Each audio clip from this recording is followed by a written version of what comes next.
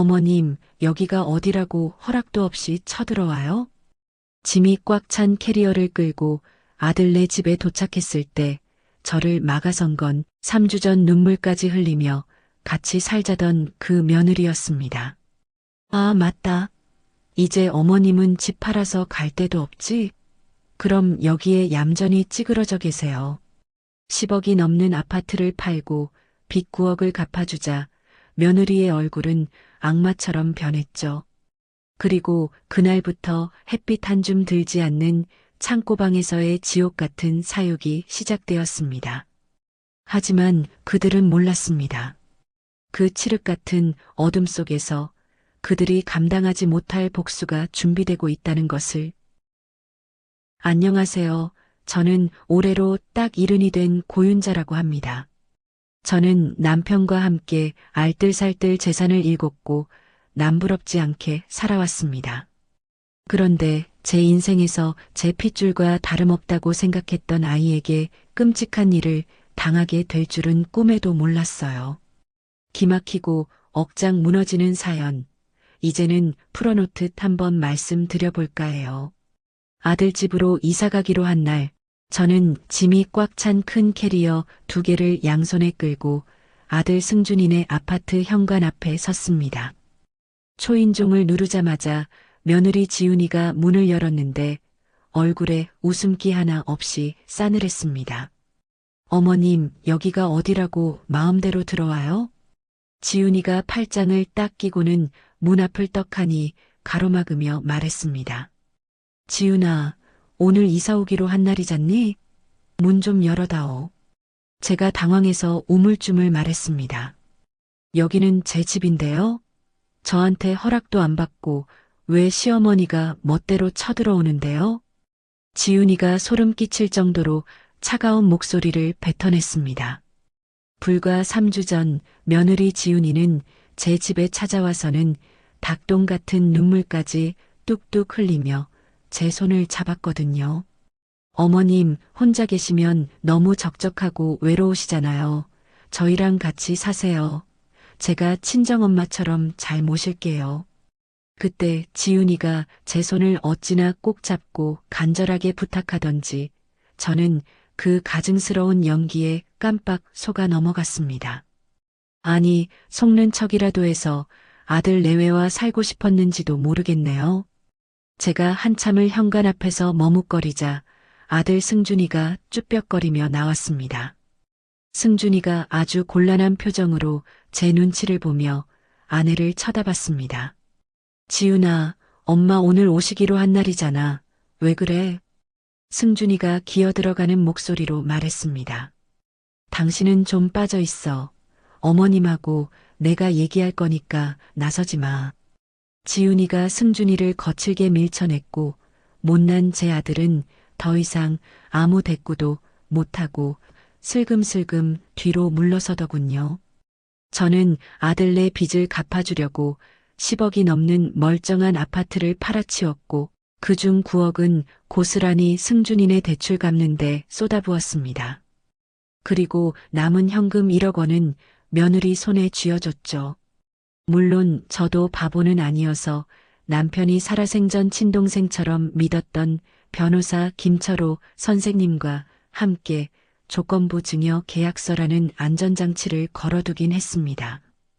계약서에는 1억 원은 고윤자님의 부양과 병원비 명목으로만 사용할 것을 위임함이라고 분명히 명시되어 있었죠. 지훈이는 그 계약서를 받아들 때만 해도 세상을 다 가진 듯 기쁜 얼굴로 서명했었습니다. 어머님, 제가 진짜 잘 모실게요. 아무 걱정 마세요. 서명을 마친 지훈이가 입이 귀에 걸리도록 환하게 웃으며 말했던 게 불과 일주일 전인데 사람이 어떻게 이렇게 하루아침에 표정을 바꿀 수 있는 걸까요? 일단 들어오든가요? 어차피 계약서에 서명했으니까 내쫓을 명분도 없네. 저는 죄 지은 사람처럼 캐리어를 끌고 집 안으로 들어섰고 낯선 공기가 저를 짓누르는 것만 같았습니다. 지훈아, 내가 쓸 방은 어디니? 제가 조심스럽게 물었습니다. 어머님 방요? 거실 지나서 저 끝에 있어요. 따라오세요. 지훈이를 따라 거실을 지나 복도 끝 막다른 곳까지 갔는데 지훈이가 작은 문 앞에 멈춰 서더군요. 여기에요. 들어가세요. 지훈이가 문을 열어 젖혔는데 저는 그 안을 들여다보고 그만 입이 떡 벌어지고 말았습니다. 그곳은 사람이 사는 방이 아니라 창문 하나 없이 꽉 막힌 비좁은 창고였으니까요. 잡동사니가 굴러다니는 그곳을 보며 저는 기가 막혀 말이 나오지 않았습니다. 여기가 내 방이라고? 지금 장난하니? 다른 방은 옷방이랑 서재로 다 쓰고 있어서 자리가 없네요. 어머님은 그냥 여기 쓰면 돼요. 아늑하고 좋잖아요. 지훈이가 사람 속을 뒤집는 소리를 아무렇지도 않게 했습니다. 지훈아, 이건 창고잖아. 사람이 어떻게 창문도 없는 곳에서 자니? 숨 막혀 죽으라는 거냐? 제가 억울해서 항의했지만 지훈이는 코웃음만 칠 뿐이었습니다. 불만 있어요? 그럼 나가서 다른 데 가서 살든가요? 아, 맞다. 어머님 집은 이미 팔아서 갈 데도 없죠? 그럼 얌전히 찌그러져 계세요. 지훈이가 비웃듯이 쏘아붙이는 순간 저는 정신이 번쩍 들었습니다. 이것이 처음부터 저를 노리고 판 함정이었고 제 재산을 뺏기 위해 철저하게 계획된 연극이었다는 것을 뼈저리게 깨달았습니다. 그때 승준이가 복도 끝에서 안절부절 못하며 서성거리고 있었습니다. 엄마 미안해. 당분간만 좀 참아줘. 승준이가 모기만한 목소리로 중얼거렸습니다. 하지만 지훈이가 눈을 부라리며 날카롭게 소리쳤습니다. 여보, 당신은 방으로 들어가 있으라니까? 어머님 일은 내가 알아서 한다고 했잖아. 승준이는 아내의 기세에 눌려 고개를 푹 떨구고는 도망치듯 거실로 사라졌습니다. 저는 그날 밤 냉기가 올라오는 차가운 창고 바닥에 얇은 이불 한 장을 깔고 누워 하염없이 천장만 바라봤습니다. 70평생을 살면서 단 한 번도 이런 대접을 받아본 적이 없는데 내 자식 집에서 이런 꼴을 당하다니 서러움이 북받쳐 올랐습니다. 다음 날부터 본격적인 창고 방 사육이 시작되었습니다. 지훈이는 하루에 딱 한 번 사육사가 동물에게 먹이를 주듯 문을 열었습니다. 똑똑똑. 어머님 밥 가져왔어요. 받아요. 지훈이가 문을 조금 열고 플라스틱 그릇을 툭 밀어 넣었습니다. 저는 배가 고파 허겁지겁 그릇을 들여다봤지만 그 안에 담긴 꼴을 보고 숟가락을 들 수가 없었습니다. 며칠은 지난 듯 시들어 빠진 상추 몇 장과 말라 비틀어진 찬밥, 그리고 쉰내가 풀풀 풍기는 김치 쪼가리가 전부였으니까요. 지훈아, 이게 뭐니? 이걸 먹으라고 주는 거냐? 제가 숟가락을 떨며 물었습니다. 어머님, 늙으면 소화도 안 될 텐데 적당히 드셔야죠. 지훈이가 가시 돋친 목소리로 빈정거렸습니다. 냉장고 열어보니까 반찬이 가득하던데 나한테는 이거밖에 못 준다는 거니? 그건 우리 부부 먹을 거고요. 어머님은 주제에 맞게 이거 드시라고요. 지훈이가 문을 쾅 닫아버렸고 컴컴한 방에 홀로 남겨진 저는 눈물을 삼키며 남편이 돌아가시기 전에 남겼던 유언 같은 말을 떠올렸습니다.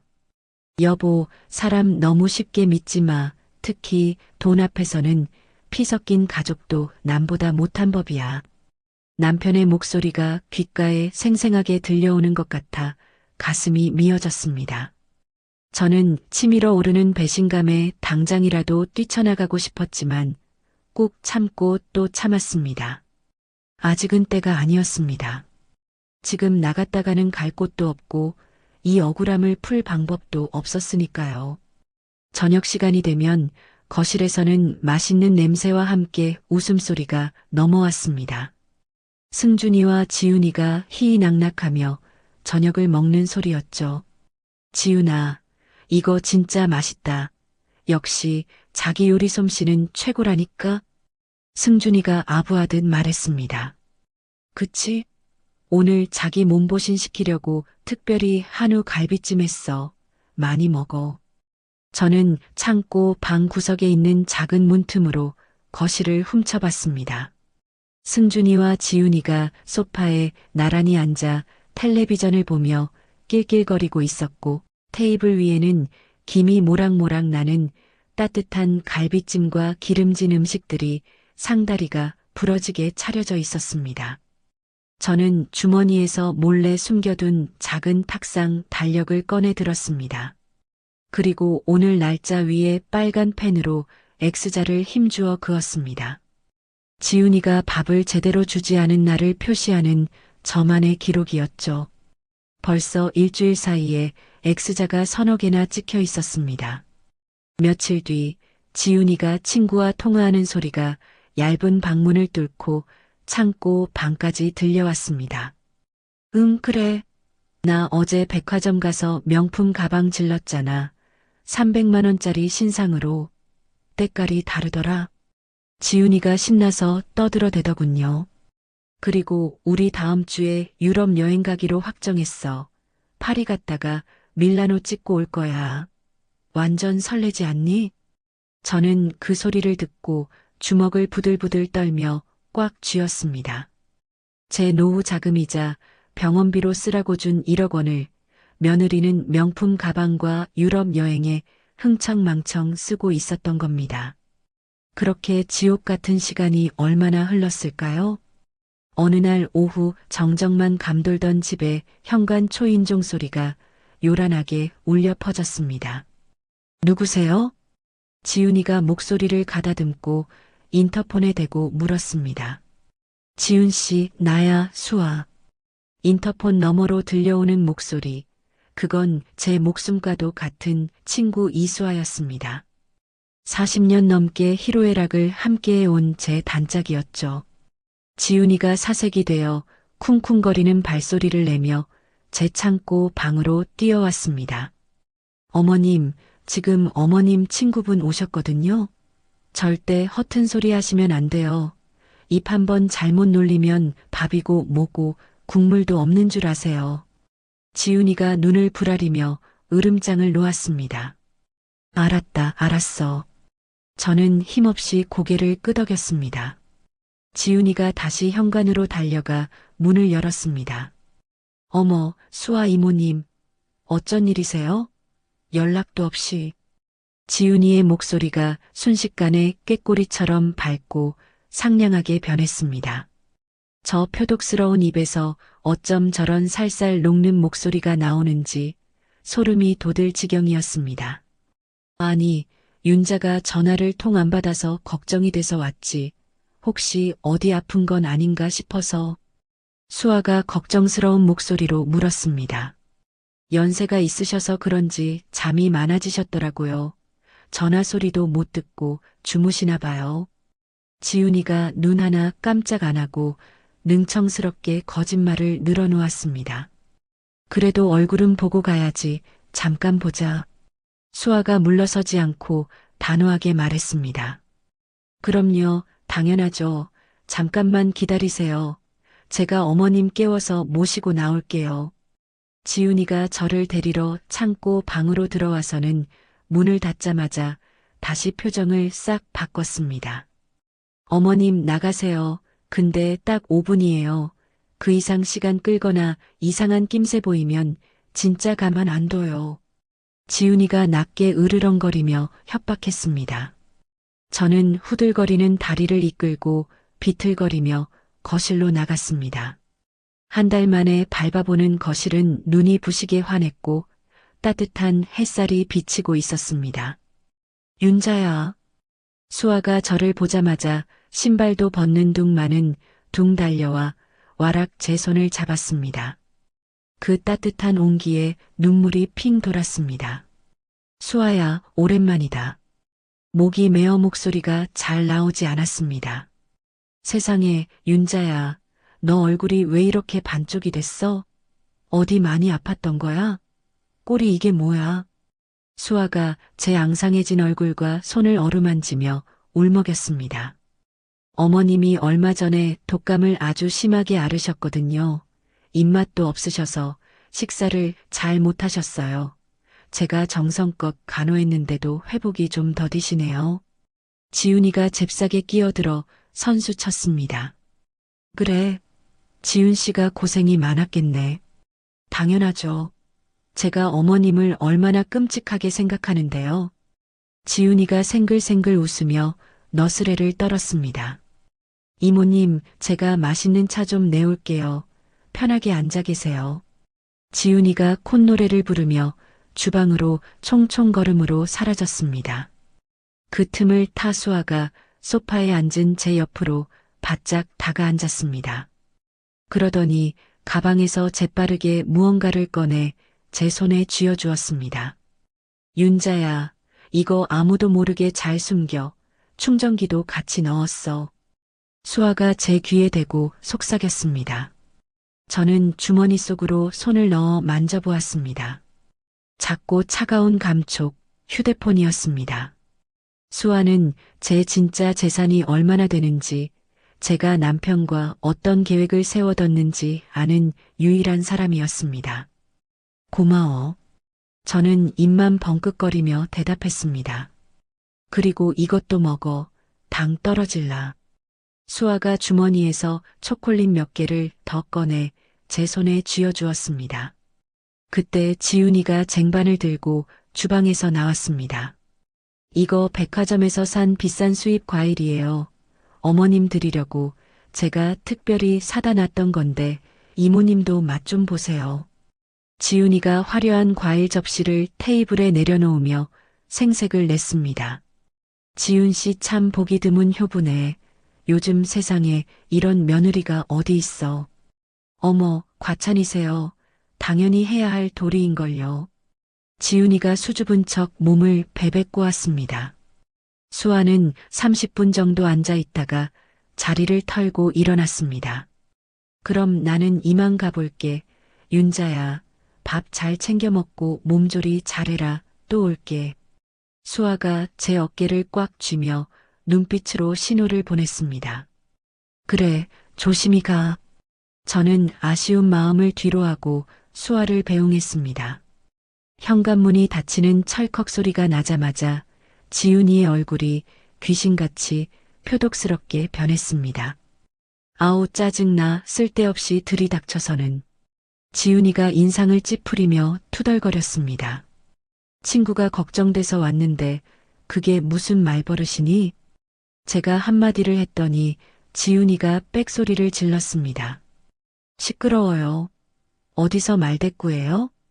그러더니 성큼성큼 부엌으로 가서 물컵에 물을 가득 받아왔습니다. 어머님 같은 분은 정신 좀 차리셔야 해요.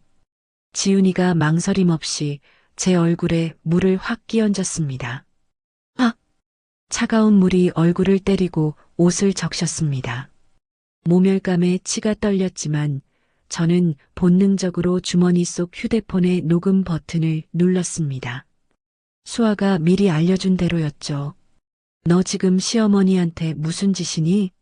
천벌이 두렵지도 않은 거냐? 제가 물에 젖은 생쥐꼴을 하고 소리쳤습니다. 천벌? 웃기지 마세요. 여기는 내 집이에요. 어머님은 그냥 얹혀 사는 식충이라고요. 지훈이가 코웃음을 치며 비아냥거렸습니다. 내 돈 1억, 그거 다 어디다 썼냐? 내 병원비 하라고 준 돈 아니냐? 제 통장에 들어온 이상 제 돈이죠. 제가 명품을 사든 여행을 가든 무슨 상관이에요?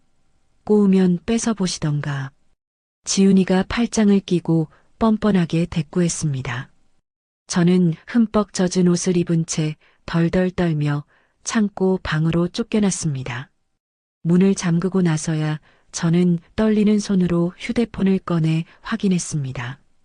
녹음 중이라는 빨간 불이 반짝이고 있었습니다. 지훈이의 악마 같은 목소리가 아주 선명하게 녹음되어 있었죠. 고맙다, 수아야. 정말 고맙다. 저는 휴대폰을 가슴에 품고 눈물을 흘렸습니다. 그로부터 며칠이 더 지났습니다. 어느 날 아침 선반을 정리하다가 가슴이 철렁 내려앉았습니다.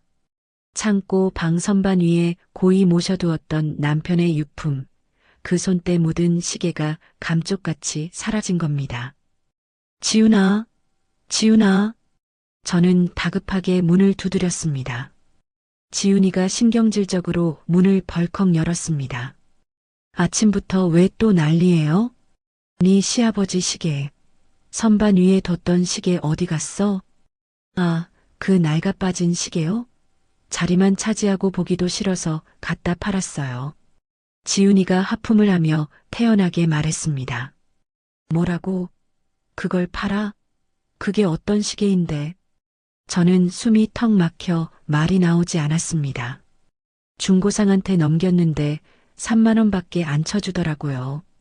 완전 고물이라 그래서 그 돈으로 간식 사 먹었어요.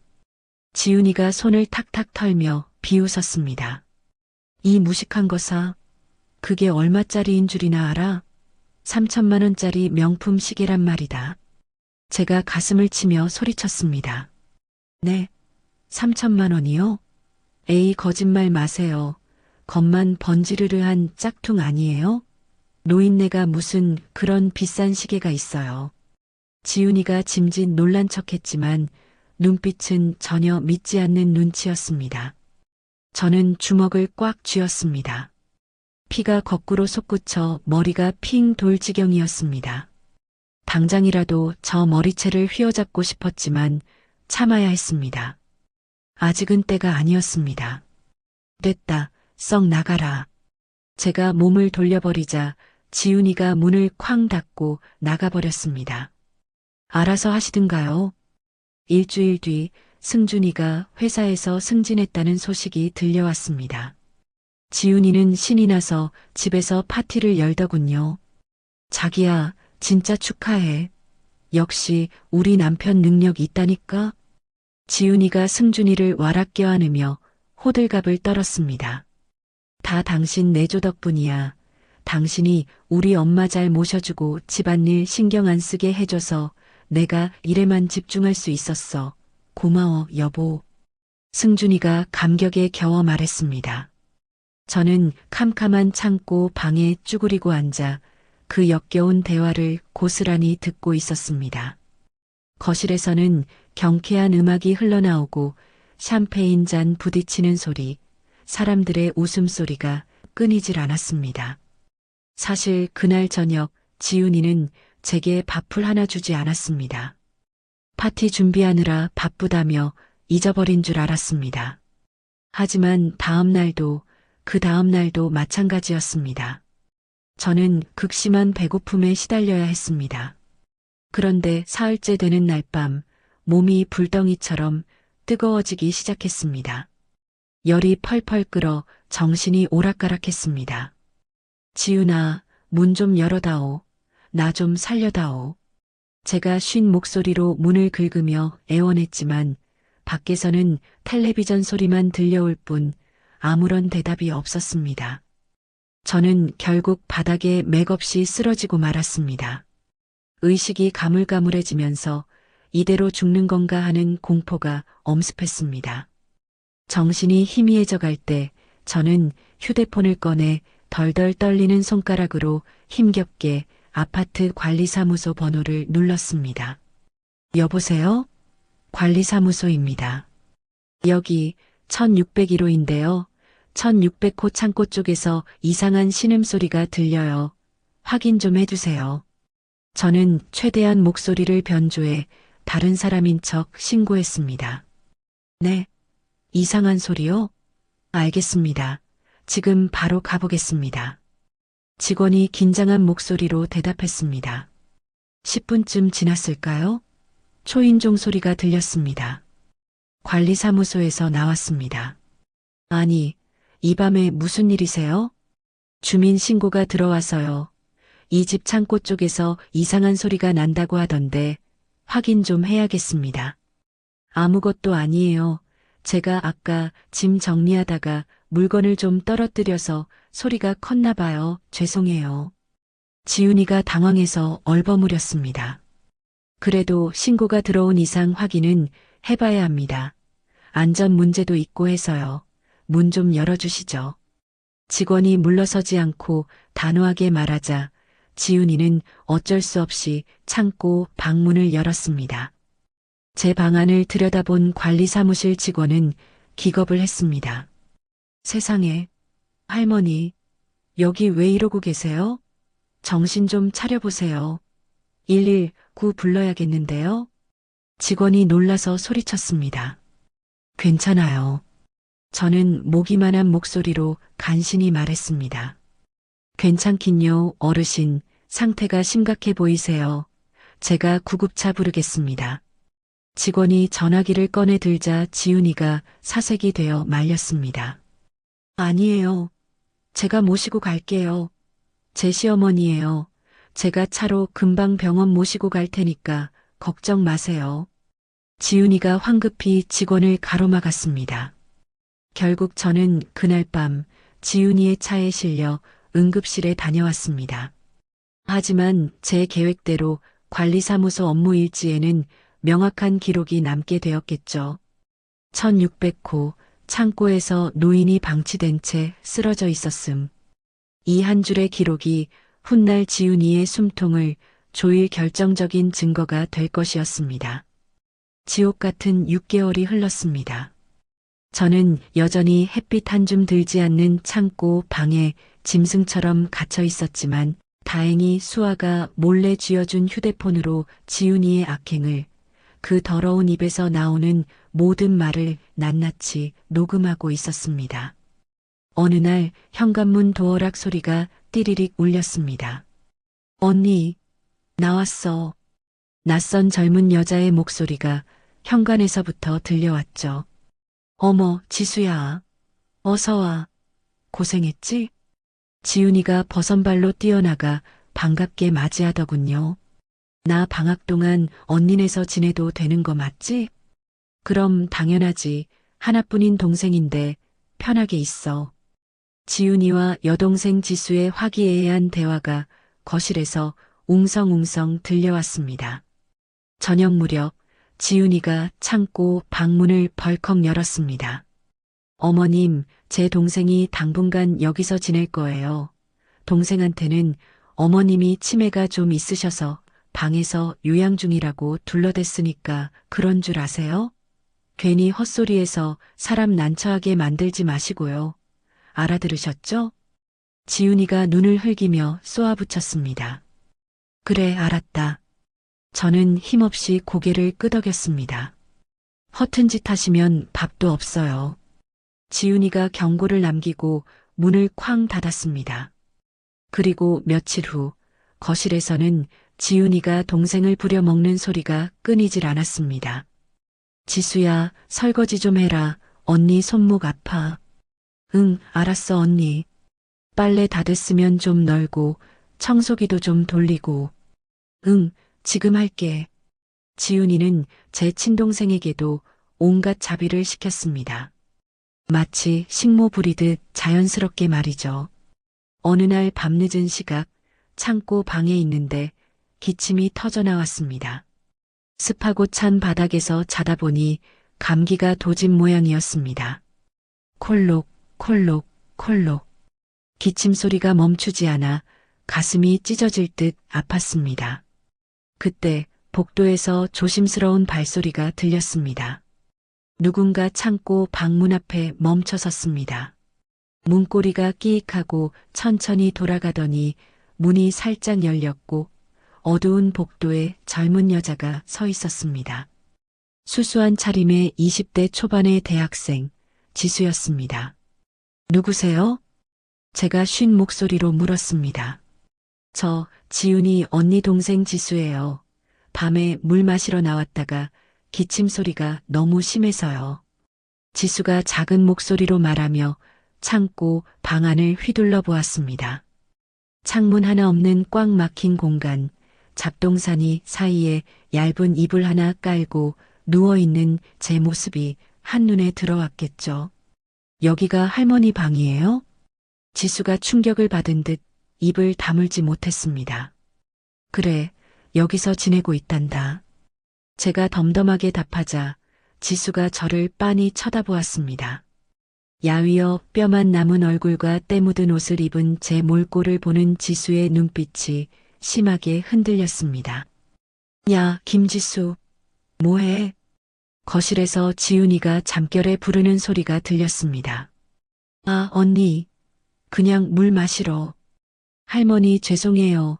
나가볼게요. 지수가 화들짝 놀라 황급히 문을 닫고 사라졌습니다.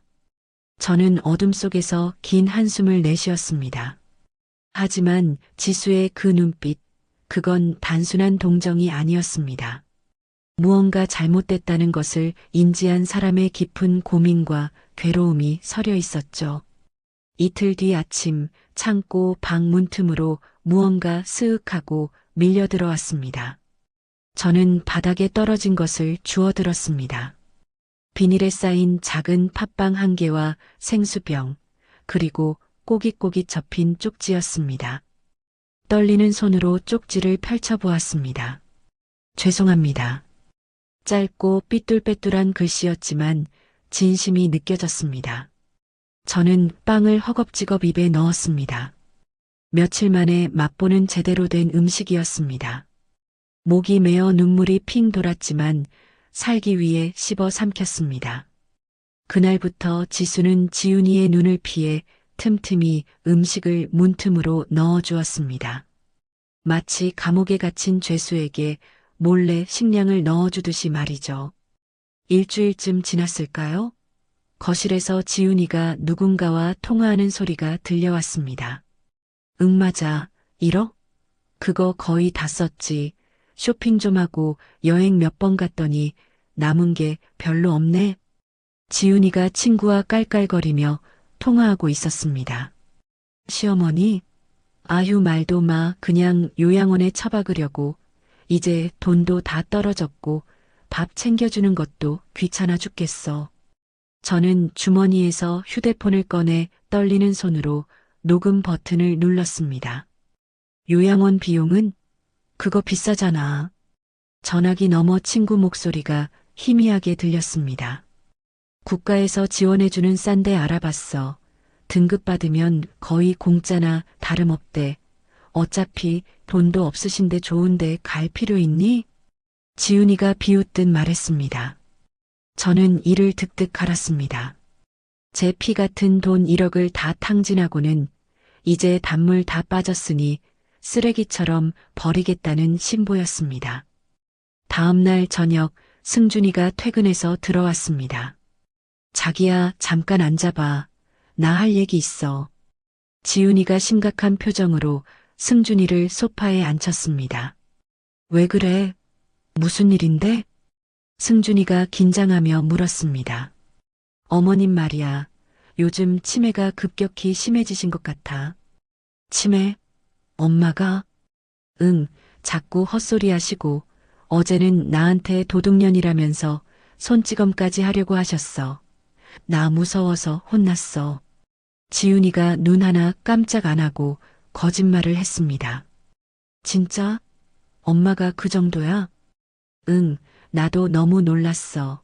이러다가 가스불이라도 켜놓으시면 우리 집 다 타버릴지도 몰라. 큰일 나기 전에 손 써야 해. 지훈이가 눈물을 글썽이며 승준이의 팔을 잡았습니다. 그럼 어떻게 하지? 승준이가 당황해서 어쩔 줄 몰라 했습니다. 전문 요양시설에 모시는 게 어머님한테도 좋을 것 같아. 거기서 24시간 케어받고 제대로 된 치료도 받으셔야지. 지훈이가 은근슬쩍 본론을 꺼냈습니다. 요양병원 말하는 거야? 응, 어머님을 위해서라도 그게 최선이야. 내가 알아볼게. 지훈이가 승준이의 손을 꼭 잡으며 말했습니다. 그래, 당신 말이 맞는 것 같다. 알았어. 저는 창고 방문에 귀를 대고 그 기막힌 대화를 모두 듣고 있었습니다. 휴대폰 녹음 버튼을 꾹 누른 채로 말이죠. 사흘 뒤 승준이가 요양병원에 전화하는 소리가 들렸습니다. 네, 요양병원 상담 좀 받고 싶어서요. 저희 어머니가 치매 증상이 심하셔서 입원을 고려하고 있습니다. 승준이가 침통한 목소리로 말했습니다. 방문 상담 가능하시죠? 이번 주 금요일 오후 2시요. 알겠습니다. 감사합니다. 금요일이면 이틀 뒤였습니다. 잠시 후 지훈이가 제 방문을 벌컥 열었습니다. 어머님, 금요일에 요양병원 상담사 올 거예요. 그때까지 밥이랑 물 일절 안 드릴 거니까 그런 줄 아세요. 바싹 말라서 더 아파 보이셔야 바로 입원되거든요. 지훈이가 악마처럼 속삭였습니다. 물도 안 준다는 거냐? 제가 기가 막혀 물었습니다. 네, 쇠약해 보이셔야죠. 그래야 등급 잘 나와요. 지훈이가 비릿한 웃음을 흘리며 문을 쾅 닫았습니다. 저는 침대에 힘없이 쓰러졌습니다. 이틀만 버티면 된다라고 생각하고 이를 악물었습니다. 드디어 운명의 금요일 오후가 되었습니다. 저는 이틀 동안 물 한 모금 마시지 못해 입술이 논바닥처럼 갈라지고 혀가 입천장에 달라붙었습니다. 딩동. 현관 초인종이 울렸습니다. 안녕하세요. 은빛사랑 요양병원에서 나왔습니다. 인터폰에서 상냥한 여자 목소리가 들렸습니다. 네, 어서 오세요. 지훈이가 득달같이 달려가 문을 열었습니다. 깔끔한 정장을 입은 중년 여성 상담사가 들어왔습니다. 환자분은 어디 계신가요? 상담사가 자리에 앉으며 물었습니다. 방에 누워 계세요. 제가 모시고 올게요. 지훈이가 저를 데리러 창고 방으로 왔습니다. 어머님, 나가세요. 아시죠? 아픈 척, 정신 오락가락하는 척 연기 잘하셔야 해요. 실수하면 국물도 없어요. 지훈이가 제 귀에 대고 끔찍한 협박을 속삭였습니다.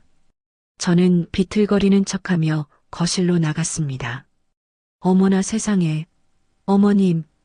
상담사가 제 몰골을 보고 화들짝 놀라 자리에서 일어났습니다. 여기 앉으세요. 지훈이가 저를 부축하는 척하며 소파에 앉혔습니다. 세상에, 어머님 상태가 많이 안 좋으시네요. 너무 야위셨어요. 상담사가 안타까운 표정으로 말했습니다. 네, 식사도 거부하시고 제가 아무리 챙겨드려도 소용이 없어서 이렇게 연락드렸어요. 지훈이가 거짓 눈물을 훔치며 연기를 시작했습니다. 저도 너무 안타까워요. 며느리로서 최선을 다했는데도 이렇게 되니까 제 가슴이 미어지네요. 지훈이가 흑흑거리며 울먹였습니다. 저는 그 순간 주머니 속에서 휴대폰을 꺼냈습니다. 떨리는 손으로 김철호 변호사 번호를 눌렀습니다. 미리 작성해둔 짧은 문자 메시지를 전송했습니다. 지금입니다. 10분쯤 지났을까요? 정적을 깨고 현관 초인종이 다시 요란하게 울렸습니다. 딩동, 딩동. 누구세요? 지훈이가 울음을 뚝 그치고 당황한 표정으로 인터폰을 확인했습니다. 김철호 변호사입니다. 고윤자님을 뵈러 왔습니다. 인터폰 너머로 중후하고 단호한 남자의 목소리가 울려 퍼졌습니다. 순간 지훈이의 얼굴이 순식간에 백지장처럼 하얗게 질렸습니다. 잠깐만요. 변호사가 여길 왜 와요? 지훈이가 사시나무 떨듯 떨며 저를 쳐다봤습니다. 어머님, 이게 무슨 일이에요? 변호사를 불렀어요? 지훈이가 공포에 질린 목소리로 물었습니다. 저는 아무 대답도 하지 않고 차가운 눈으로 그녀를 응시했습니다. 초인종이 계속해서 울려댔습니다. 지훈이는 어쩔 수 없이 덜덜 떨며 현관문을 열었습니다. 문 밖에는 50대 중반의 중후한 신사 김철호 변호사가 서 있었습니다. 제 친구 수아도 비장한 표정으로 함께 서 있었습니다. 안녕하십니까? 저는 법무법인 정의의 김철호 변호사입니다. 고윤자님의 법률 대리인 자격으로 왔습니다. 김 변호사가 명함을 척 내밀었습니다. 지훈이가 명함을 받아들며 손을 심하게 떨었습니다. 그때 승준이가 회사에서 연락을 받고 급히 왔는지 헐레벌떡 현관으로 뛰어들어왔습니다. 무슨 일입니까? 변호사라니요? 승준이가 숨을 헐떡이며 물었습니다. 요양병원 상담사도 심상치 않은 분위기에 자리에서 일어났습니다. 모두의 얼굴이 딱딱하게 굳어졌죠. 저는 그 순간 있는 힘을 다해 천천히 자리에서 일어났습니다. 냄새나는 창고 방이 아닌 환한 거실 한가운데 당당하게 섰습니다. 이제 끝이다. 저는 지훈이를 똑바로 노려보며 낮고 단호하게 말했습니다. 제 목소리는 더 이상 떨리지 않았습니다.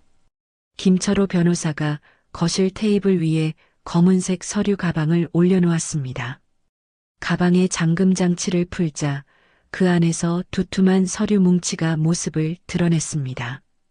자, 이제 본격적으로 얘기를 시작해 볼까요? 김 변호사가 얼음처럼 차갑고 차분한 목소리로 말했습니다. 지훈이 얼굴에는 이미 핏기가 싹 가셔서 하얗게 질려 있었습니다. 승준이는 벽에 힘없이 기대선 채 영문을 몰라 손을 덜덜 떨고 있었습니다. 먼저 이것부터 보시죠. 김 변호사가 서류 한 장을 착 소리나게 꺼내 테이블 위에 놓았습니다. 이게 뭔데요? 지훈이가 목이만한 목소리로 물었습니다. 조건부 증여 계약서입니다. 기억나시죠? 지훈 씨가 직접 도장 찍고 서명하신 거. 김 변호사가 서류 맨 아래 지훈이의 서명을 손가락으로 톡톡 가리켰습니다. 지훈이는 떨리는 눈으로 서류를 내려다봤습니다. 그때 환희에 차서 휘갈겼던 지훈이의 서명이 족쇄가 되어 또렷하게 박혀 있었습니다. 여기 보세요. 제3조를 다시 한번 똑똑히 읽어드리겠습니다. 김 변호사가 판결문을 낭독하듯 또박또박 읽어 내려갔습니다. 증여금 1억 원은 고윤자님의 부양 및 병원비 목적으로만 사용할 것을 위임한다. 수증자는 증여자를 성실히 부양하고 존중하여야 한다. 김 변호사의 쩌렁쩌렁한 목소리가 거실 가득 울려 퍼졌습니다. 제5조입니다. 수증자가 위 조건을 위반할 경우 증여자는 본 계약을 즉시 해지하고 증여금 전액의 반환을 청구할 수 있다. 김 변호사가 계약서를 테이블 위에 내려놓으며 날카로운 시선으로 지훈이를 쏘아봤습니다. 그런데 지훈 씨, 이 계약 정말 지키셨습니까? 저는 어머님을 제 나름대로 잘 모셨어요. 정말이에요. 지훈이가 말까지 더듬으며 변명했습니다. 정말 그런가요? 잘 모셨다고요? 그럼 이건 뭡니까? 김 변호사가 다음 서류를 꺼내 들었습니다.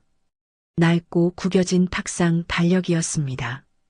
제가 매일매일 눈물을 삼키며 빨간 펜으로 X자 표시를 했던 그 달력 말입니다. 이 달력은 고윤자님께서 창고 방에서 직접 작성하신 겁니다. 이 수많은 X자 표시가 뭔지 아십니까? 김 변호사가 추궁했습니다. 지훈이는 꿀먹은 벙어리가 되어 입도 뻥긋하지 못했습니다. 식사를 굶긴 날입니다. 지난 6개월 동안 무려 82일이나 되네요. 거의 사흘에 한 번꼴로 노인을 굶기셨군요. 김 변호사의 목소리에는 경멸이 담겨 있었습니다. 승준이가 충격을 받은 듯 비틀거리며 나와 달력을 들여다봤습니다. 빼곡하게 채워진 빨간 X자 표시를 보고는 입을 다물지 못했죠. 엄마, 이게 진짜야? 승준이가 떨리는 눈으로 저를 돌아봤습니다. 그래, 사실이다. 저는 담담하게 고개를 끄덕였습니다. 그리고 결정적인 증거가 여기 또 있습니다. 김 변호사에게 제가 휴대폰을 건네자 재생 버튼을 눌렀습니다. 거실에 지훈이의 도끼 서린 목소리가 쩌렁쩌렁 울려 퍼졌습니다. 어머님 같은 분은 정신 좀 차리셔야 해요. 이어 차악하고 물을 끼얹는 소리가 생생하게 들렸습니다. 어떻게 네가 날 이렇게 대하니? 제 절규하는 목소리가 이어졌습니다. 저는 이 집 주인이에요. 어머님은 그냥 얹혀 사는 식충이라고요. 지훈이의 목소리가 너무나 선명해서 듣는 사람들의 귀를 의심하게 만들 정도였습니다. 승준이가 다리에 힘이 풀렸는지 털썩 주저앉았습니다. 여보, 이게 뭐야? 이게 대체 무슨 소리냐고. 승준이가 배신감에 치를 떨며 지훈이를 노려봤습니다. 그건 오해야. 내가 다 설명할게. 지훈이가 사색이 되어 말을 잇지 못했습니다. 더 있습니다. 관리사무소 신고 기록입니다. 김 변호사가 숨 쉴 틈도 주지 않고 또 다른 서류를 꺼냈습니다. 10월 15일 1600호 창고에서 노인이 쓰러져 있는 것을 발견, 고열 증상, 응급실 이송 권고했으나 5호자가 완강히 거부. 김 변호사가 또박또박 기록을 읽어 내려갔습니다. 그리고 이건 병원 진단서입니다. 영양실조, 탈수 증세, 저체온증, 이게 잘 모셨다는 사람의 성적표입니까? 김 변호사가 진단서를 지훈이 눈앞에 들이밀었습니다. 지훈이는 고개를 푹 떨구고 바닥만 응시했습니다. 자, 이제 본론으로 들어가겠습니다. 김 변호사가 새로운 서류를 꺼냈습니다. 증여금 1억 원은 고윤자님의 부양 목적이었습니다. 그런데 지훈 씨는 이 돈을 어디에 썼나요? 김 변호사가 취조하듯 물었습니다. 그건 제 통장에 들어온 제 돈이잖아요. 내 마음대로 쓰는 게 뭐가 문제예요? 지훈이가 악에 받쳐 꽥 소리쳤습니다. 아닙니다. 법적으로 부양 목적으로 위임받은 돈입니다. 그런데 명품 가방 구입하고 유럽 여행 간 게 노인 부양비입니까? 김 변호사가 지훈이의 신용카드 내역서를 차르륵 펼쳐 보였습니다. 수많은 명품 브랜드 이름들이 줄줄이 찍혀 있었습니다. 이건 명백한 횡령입니다. 타인의 재물을 보관하다가 자기 마음대로 써버렸으니까요. 김 변호사가 단호하게 못 박았습니다. 또한 노인에게 마땅히 제공해야 할 음식과 주거를 제공하지 않았으니 형법상 유기 및 학대죄도 성립합니다. 김 변호사가 형사 고소장을 테이블 위에 쾅 하고 내려놓았습니다. 그제야 사태 파악을 한 요양병원 상담사가 자리에서 벌떡 일어났습니다. 저는 이런 막장 상황인 줄은 정말 꿈에도 몰랐습니다. 어르신, 정말 죄송합니다. 상담사가 저를 향해 90도로 고개를 숙였습니다. 저는 이만 가보겠습니다. 그리고 관련 기관에 이 끔찍한 사실을 보고하겠습니다. 노인 보호 전문기관에도 연락해 두죠. 상담사가 가방을 챙겨 들고 뒤도 안 돌아보고 현관으로 향했습니다. 잠깐만요. 어디 가세요? 지훈이가 다급하게 일어나 상담사를 불렀지만 상담사는 혐오스럽다는 듯 고개도 돌리지 않고 문을 박차고 나갔습니다. 이건 다 날조야. 저 노인네가 꾸며낸 거라고. 지훈이가 김 변호사에게 삿대질을 하며 발악했습니다. 치매 있는 노인네 말을 법원에서 누가 믿어줄 것 같아요? 판사님이 바보야? 지훈이가 저를 손가락질하며 고래고래 소리 질렀습니다. 그렇군요. 치매 노인의 말이라 못 믿겠다. 그럼 이것도 날조인가요? 김 변호사가 비장한 표정으로 주머니에서 작은 USB 하나를 꺼내 들었습니다. 이게 뭔데요? 지훈이가 불안한 듯 눈을 깜빡였습니다. 동생 김지수 씨가 제공한 결정적인 증거입니다. 김 변호사가 조용히 말했습니다. 뭐? 지수가? 지훈이의 눈이 튀어나올 듯 커졌습니다. 김 변호사가 가져온 노트북을 열고 USB를 꽂자 화면에 사진들이 슬라이드처럼 나타났습니다.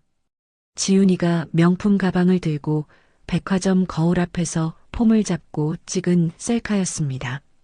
사진 한 구석에 날짜가 선명하게 박혀 있었습니다. 10월 13일.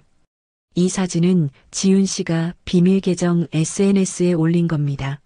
호구 시어머니 돈으로 플렉스라는 해시태그와 함께요. 김 변호사가 차갑게 설명했습니다. 다음 영상이 재생되었습니다. 같은 날 저녁 지훈이가 창고 방문을 벌컥 열고 저에게 물컵을 집어 던지는 장면이 고스란히 담겨 있었습니다.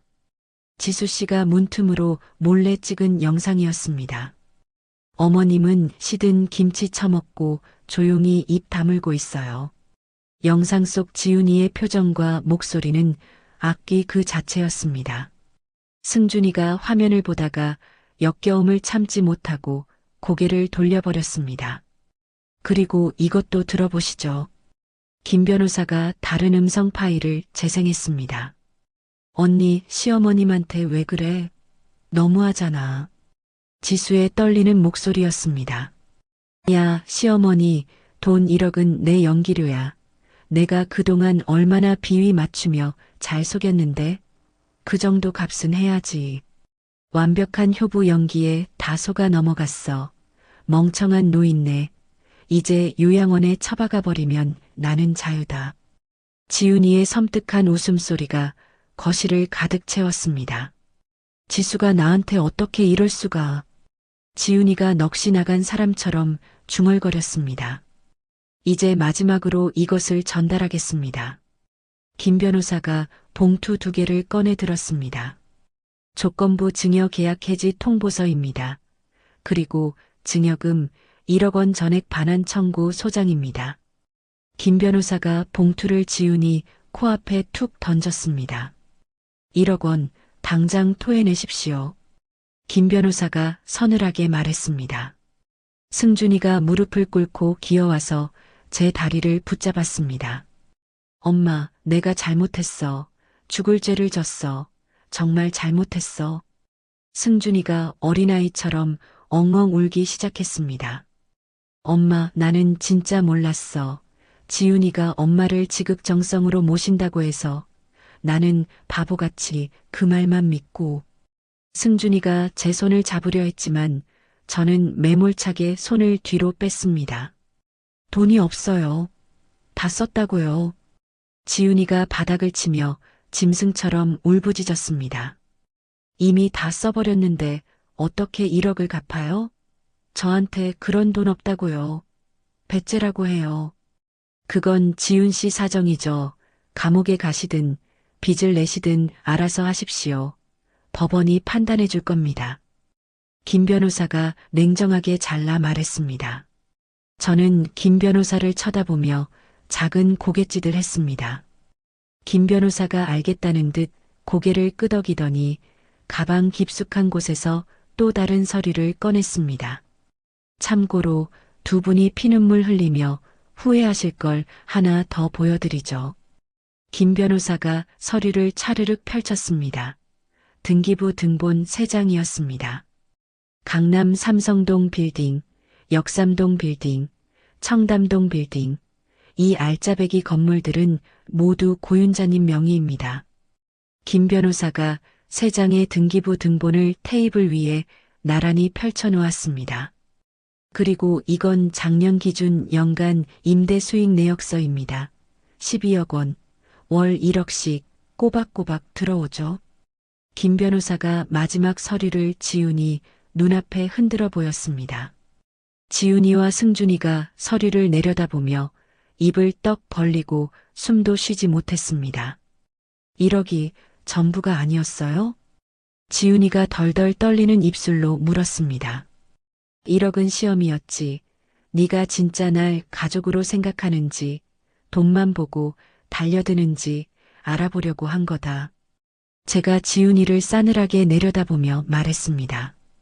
그런데 너는 그 시험에서 아주 처참하게 떨어졌어. 빵점짜리 며느리, 아니 인간 실격이다.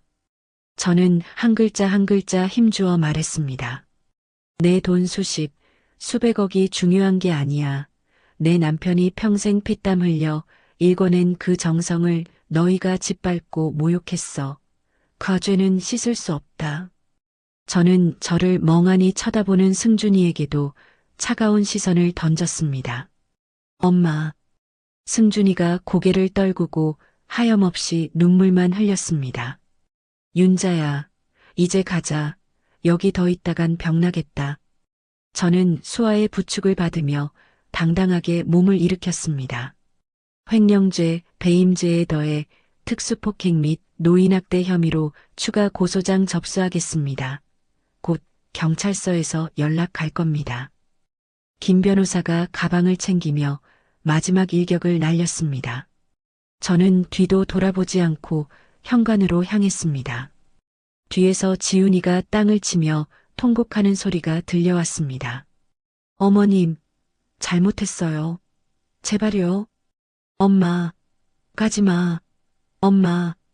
승준이가 애타게 부르는 소리도 들렸지만 저는 멈추지 않았습니다. 현관문을 열고 밖으로 나갔습니다. 6개월 만에 들이마시는 복도의 공기는 차가웠지만 그 어느 때보다 달콤하고 상쾌했습니다. 그것은 진정한 자유의 냄새였습니다.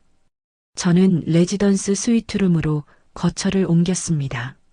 창밖으로는 한강의 푸른 물결이 햇살을 받아 반짝이고 있었는데 그 눈부신 광경에 잠시 숨이 멎는 듯 했습니다.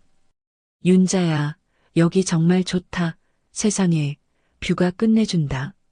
수아가 제 옆에 서서 감탄하며 말했습니다. 그래, 그 냄새나고 칙칙하던 창고 방하고는 정말 천지 차이네. 푹신한 가죽 소파에 몸을 묻자 긴장이 풀리며 그제야 살 것 같았습니다. 수아가 거친 제 손을 두 손으로 감싸주며 말했어요. 윤자야, 그동안 정말 고생 많았어. 어떻게 그 모진 시간을 다 참아냈니? 독하다 독해, 내 친구. 수아의 눈가에 그렁그렁 눈물이 고였습니다. 괜찮아, 수아야. 이제 악몽은 끝났어. 저는 수아의 따뜻한 손을 마주 잡으며 애써 미소 지었습니다. 그 지옥 같은 6개월이 얼마나 힘들었을까? 내가 네 꼴을 보고 가슴이 미어지는 줄 알았다. 다 네 덕분에 살았다. 네가 그날 눈치 빠르게 그 휴대폰 안 쥐어줬으면 나는 벌써 저 세상 사람이었을지도 몰라. 정말 고맙다. 제가 진심을 담아 말했습니다. 별소리를 다 한다. 우리 우정이 40년이 넘었는데 그 정도도 못할까봐? 당연한 거지. 수아가 울다가 웃으며 제 어깨를 토닥였습니다. 저는 짐을 대충 풀고 넓은 욕조에 김이 모락모락 나는 따뜻한 물을 가득 받았습니다. 물에 몸을 푹 담그자 얼어붙었던 뼈마디가 녹아내리고 묵은 때가 벗겨지는 것만 같았습니다. 아직도 살을 애는 듯한 창고 방의 차가운 시멘트 바닥 감촉이 생생하게 떠올랐고 지훈이가 제 얼굴에 찬물을 확 끼얹던 그 치욕스러운 순간도 스쳐 지나갔습니다. 이제 괜찮아. 이제 다 괜찮아. 윤자야, 넌 살아남았어. 저는 물속에서 제 자신을 위로하며 혼잣말을 되뇌었습니다. 목욕을 마치고 개운한 몸으로 나오니 식탁에는 이미 진수성찬이 차려져 있었습니다. 김 변호사가 특별히 신경 써서 보낸 전문 영양사가 준비한 맞춤 식사였습니다. 따뜻한 김이 오르는 소고기 미역국과 노릇노릇 구워진 생선구이, 정갈한 나물 반찬들이 입맛을 돋우었습니다. 어머님, 위가 많이 줄어드셨을 테니 천천히 꼭꼭 씹어 드세요.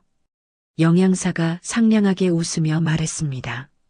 따끈한 미역국 국물을 한 입 떠서 목으로 넘기자 뜨거운 것이 울컥하고 올라와 눈물이 핑 돌았습니다.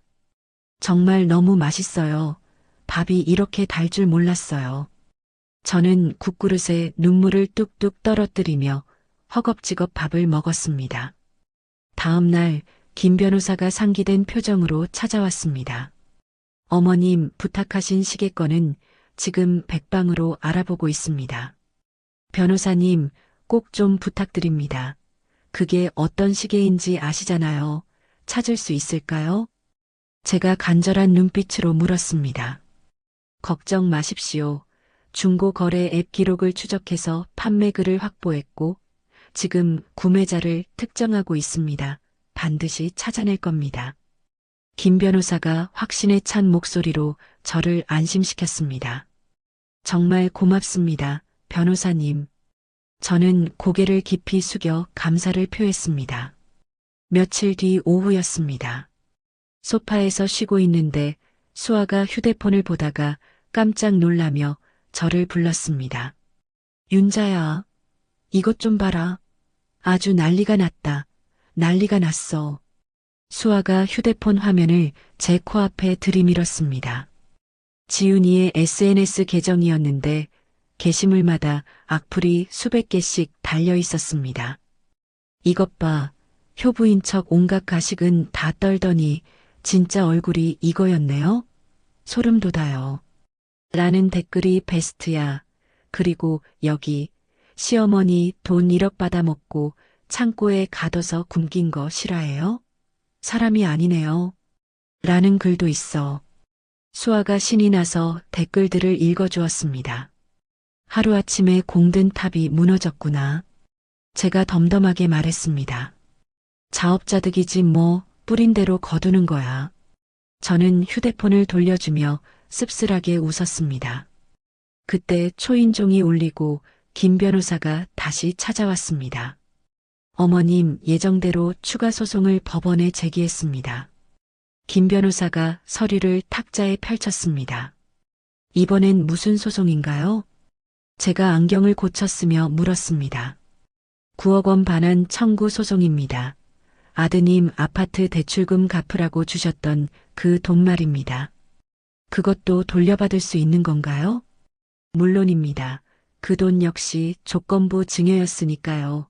어머님을 성실히 부양하고 모시는 조건으로 주신 건데 그 조건을 명백히 위반했으니 계약 해지 사유가 충분합니다. 김 변호사가 자신 있게 덧붙였습니다. 그럼 승준이네 아파트는 어떻게 되는 건가요? 제가 조심스럽게 물었습니다. 어제부로 가압류 처리 완료됐습니다. 당장 9억을 현금으로 갚지 못하면 집을 팔아서 갚든지 아니면 경매로 넘어가게 될 겁니다. 꼼짝없이 길바닥에 나앉게 생겼죠.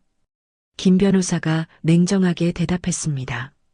저는 말없이 창밖을 바라보았습니다. 한강은 여전히 무심히 흐르고 있었지만 제 마음은 폭풍우가 치는 듯 복잡했습니다. 일주일 뒤 수아가 조심스러운 표정으로 다가와 소식을 전했습니다. 윤자야, 승준이 소식 들었어? 그 회사에서 잘렸대. 잘려? 승준이가? 네 며느리 사건이 인터넷에 쫙 퍼지면서 회사 게시판이고 뭐고 난리가 났나 봐. 품위 유지 위반인가 뭔가 해서 권고사직 당했제? 수아가 혀를 끌끌 찼습니다. 저는 가슴이 쿵 내려앉았지만 아무 말도 하지 않고 입술을 깨물었습니다. 그리고 승준이가 며칠 전부터 매일 로비에 와서 죽치고 있대. 엄마 한 번만 만나게 해달라고 사정사정한다는데 어쩔래? 수아가 걱정스럽게 물었습니다. 만나지 않을 거야. 지금은 그 꼴 보고 싶지 않다. 저는 단호하게 고개를 저었습니다. 다음 날 오후 로비 직원이 인터폰으로 전화를 걸어왔습니다. 어르신, 아드님이 지금 로비에서 기다리고 계십니다. 무릎 꿇고 계시는데 어떻게 할까요? 직원이 곤란한 목소리로 물었습니다. 올라오지 못하게 해주세요. 절대 들여보내지 마세요. 저는 차갑게 대답하고 수화기를 내려놓았습니다. 창가로 다가가 블라인드 사이로 내려다보니 승준이가 로비 앞 벤치에 죄인처럼 고개를 푹 떨구고 앉아 있었습니다. 저는 독하게 마음먹고 커튼을 확 쳐버렸습니다. 2주일 뒤 김 변호사가 미소를 띠고 찾아왔습니다. 어머님 기쁜 소식입니다. 시계 찾았습니다. 김 변호사가 고급스러운 벨벳 상자를 제 앞으로 내밀었습니다. 떨리는 손으로 상자를 열자 그토록 그리워하던 남편의 시계가 그곳에 있었습니다. 여보, 찾았어요. 저는 시계를 꺼내 들고 볼에 비비며 오열했습니다. 구매자가 사연을 듣고는 너무 안타깝다며 흔쾌히 돌려줬습니다. 김 변호사가 흐뭇하게 바라보며 말했습니다. 고맙습니다. 정말 고맙습니다. 변호사님, 이 은혜는 평생 잊지 않겠습니다. 저는 시계를 가슴에 품고 하염없이 눈물을 흘렸습니다. 김 변호사가 분위기를 바꿔 다른 서류를 꺼냈습니다. 그리고 며느리 지훈 씨 건은 검찰에서 특수폭행 및 노인복지법 위반으로 구속영장을 청구할 예정입니다. 죄질이 워낙 나빠서 구속을 피하기 어려울 겁니다. 김 변호사가 단호하게 설명했습니다. 구속까지요? 네, 증거가 너무나 명백하고 피해 금액도 커서 실형이 불가피합니다. 김 변호사가 고개를 끄덕였습니다. 완벽한 승리였습니다. 법적으로도 경제적으로도 제가 완벽하게 이겼습니다. 저를 짓밟았던 사람들을 철저하게 응징했습니다. 하지만 그날 밤 저는 쉽사리 잠을 이룰 수가 없었습니다. 수아가 낮에 전해준 소식이 계속 머릿속을 맴돌았기 때문입니다. 윤자야, 승준이가 결국 이혼 소송 준비하고 있대. 지훈이도 순순히 동의했다더라. 서로 죽일 듯이 싸우고 끝내는 거지 뭐. 게다가 승준이는 빚이 너무 많아서 파산 신청도 알아보고 있단다. 완전히 망가졌어. 네 아들이. 수아의 목소리가 귓가에 쟁쟁했습니다. 남편과 제가 금지옥 옆 사랑으로 키운 아들이었습니다. 그 아들이 지금 직장도 잃고 가정도 깨지고 돈도 잃고 나락으로 떨어지고 있었습니다. 지훈이 때문이야. 그 악마 같은 게 들어와서 승준이를 망쳤어. 저는 이불을 꽉 쥐며 혼잣말을 했습니다. 하지만 마음 한구석에서 양심의 소리가 작게 속삭였습니다. 정말 지훈이만 잘못한 걸까? 6개월 동안 승준이가 단 한 번이라도 참고 방문을 열어보고 엄마 밥은 먹었냐고 챙길 수도 있었잖아. 방관한 승준이도 공범이야. 하지만 난 승준이를 그냥 뒀어. 내 자식이 어떻게 나오나 시험한다는 명목으로 아들이 망가지는 걸 지켜만 봤어. 저는 죄책감에 괴로워하며 베개에 얼굴을 파묻었습니다. 복수는 달콤할 줄 알았는데 그 끝맛은 너무나 쓰고 떫었습니다. 승리의 그림자가 제 마음을 어둡게 덮어오고 있었습니다. 지훈이의 구속영장 실질심사 날이 코앞으로 다가왔습니다. 저는 레지던스 스위트룸에서 모처럼 찾아온 평화 속에 향긋한 차를 마시고 있었습니다. 그런데 갑자기 아래층 로비가 웅성거리더니 고막을 찢는 듯한 시끄러운 고성방가가 들려오기 시작했습니다. 당장 안 나와? 나오라고. 심상치 않은 소리에 저는 창문으로 다가가 아래를 내려다봤습니다. 로비 입구에 험상궂게 생긴 남자들 여러 명이 때를 지어 모여 있었습니다. 딱 봐도 평범한 손님은 아니었습니다. 그때 객실 초인종이 요란하게 울리고 로비 직원이 다급한 목소리로 전화를 걸어왔습니다.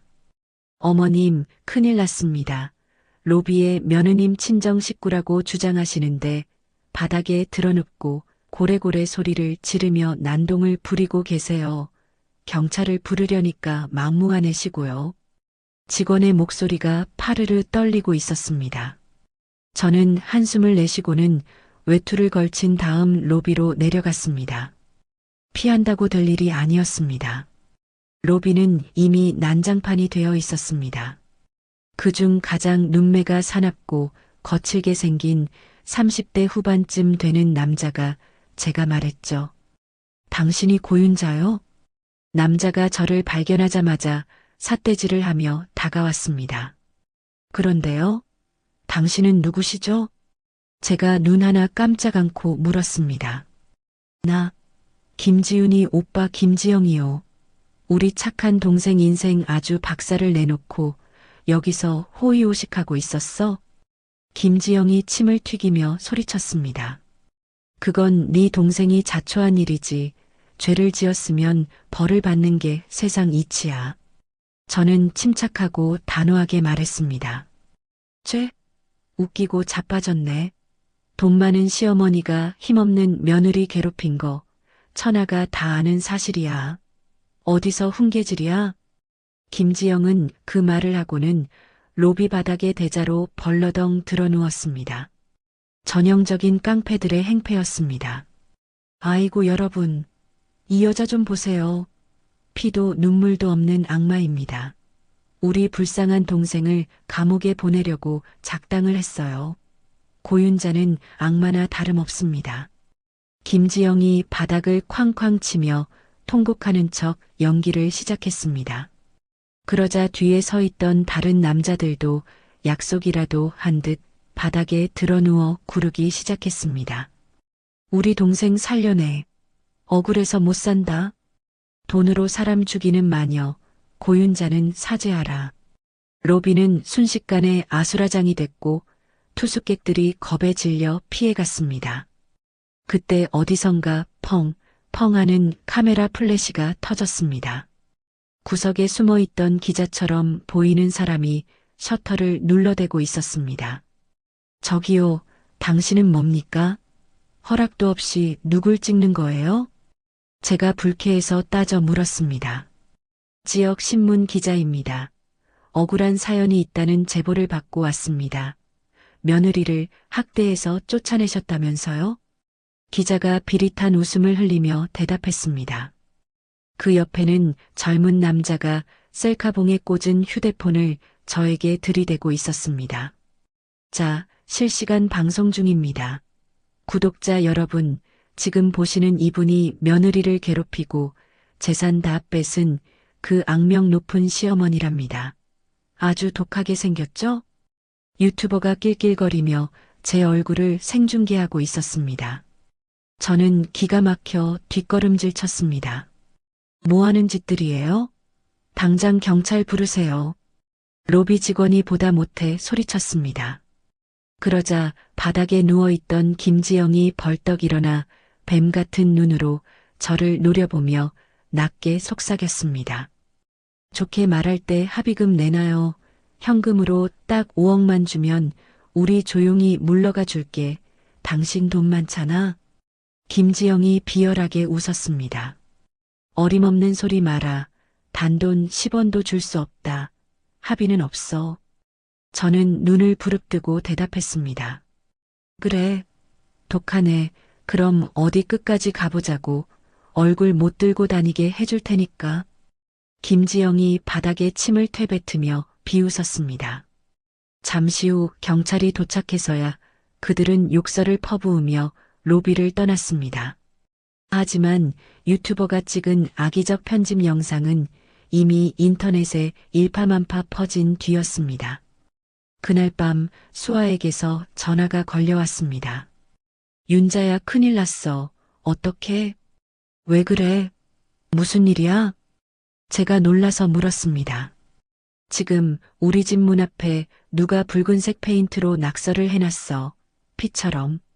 수아가 울먹이며 말했습니다. 뭐라고 쓰여 있는데? 입 조심해라. 죽여버린다. 이렇게 쓰여 있어. 그리고 아까부터 모르는 번호로 전화가 와서 욕만 하고 끊어. 나 너무 무서워. 윤자야. 수아가 공포에 질려 흐느꼈습니다. 당장 경찰에 신고해. 지훈이 오빠 짓이 분명해. 이미 신고했어. 경찰이 순찰 돈다고는 하는데 그래도 무서워서 잠을 못 자겠어. 내가 당장 사설 경호원 붙여줄게. 아무 걱정 말고 문 잠그고 있어. 미안하다, 수아야. 저는 가슴이 미어지는 것 같았습니다. 다음 날 오전 김 변호사에게서 전화가 왔습니다. 어머님, 아드님이 병원에 입원하셨습니다. 뭐라고요? 승준이가요? 저는 심장이 쿵 내려앉는 것 같았습니다. 네, 어제 저녁에 며느리 오빠 김지영을 찾아갔다가 일방적으로 폭행을 당해서 크게 다쳤대요. 갈비뼈가 2대나 부러지고 얼굴도 많이 상했습니다. 김 변호사가 한숨을 쉬며 설명했습니다. 저는 하마터면 전화기를 놓칠 뻔했습니다. 어느 병원이에요? 당장 갈게요. 서울중앙병원입니다. 지금 입원실에 계십니다. 저는 택시를 잡아타고 병원으로 한달음에 달려갔습니다. 떨리는 손으로 입원실 문을 열자 온몸에 붕대를 감고 링거를 맞고 있는 승준이가 보였습니다. 얼굴은 멍투성이에 퉁퉁 부어 있어 알아보기 힘들 정도였습니다. 승준아, 이게 무슨 꼴이니? 승준이가 힘겹게 고개를 돌려 저를 바라봤습니다. 엄마. 승준이가 쉰 목소리로 불렀습니다. 왜 그런 짓을 했어? 왜 거길 찾아가서 매를 벌어? 엄마랑 수아 이모 지키고 싶었어. 그 사람들이 이모 집까지 찾아가서 협박한다면서?